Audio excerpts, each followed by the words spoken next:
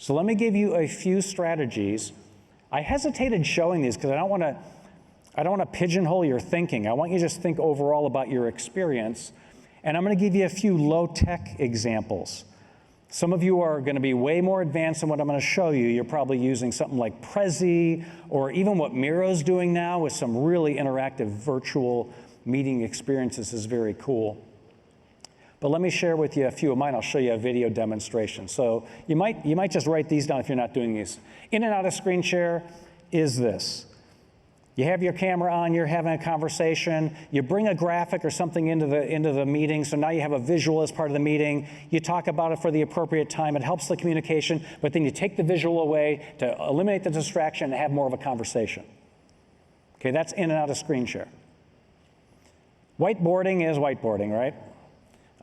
The thing that's killing me now is I see people who 5 years ago, they would not hesitate in a meeting, in a physical environment, to grab a marker and go up and whiteboard something on an easel or on a whiteboard, or even in a coffee shop, they'll grab an easel, a legal pad or a napkin.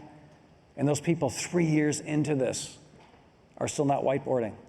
It's just a natural way to communicate authentically in a meeting that creates an experience. And the last one is floating deck that I'll show you. So floating deck is basically, picture this. And here's how I came to this. I was in meetings, and I'd be having the typical meeting, and something would come up in the meeting, and I'd be like, oh, I wish I had a graphic for this. And I'd be like, I do have a graphic for that, but it's in the cloud in my drive somewhere, and it's like the meeting's happening, and I don't want to go find it.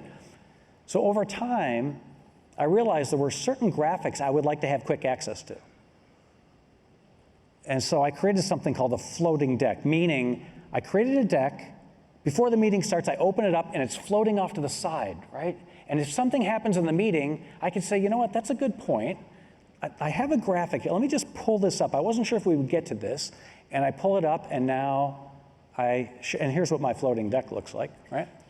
So these, I have 29 slides. These are the ones that I have a high likelihood at a meeting to have come up. I just don't know which ones. And I don't go through all 29. I have 2 or 3 that come up in the average meeting. I would highly encourage you have a floating deck, those graphics that help aid the conversation, that you can talk someone through to change the experience. And ultimately the value creation, because if we're doing this effectively, there's probably some discovery happening, and they're like, ah, that's a good point.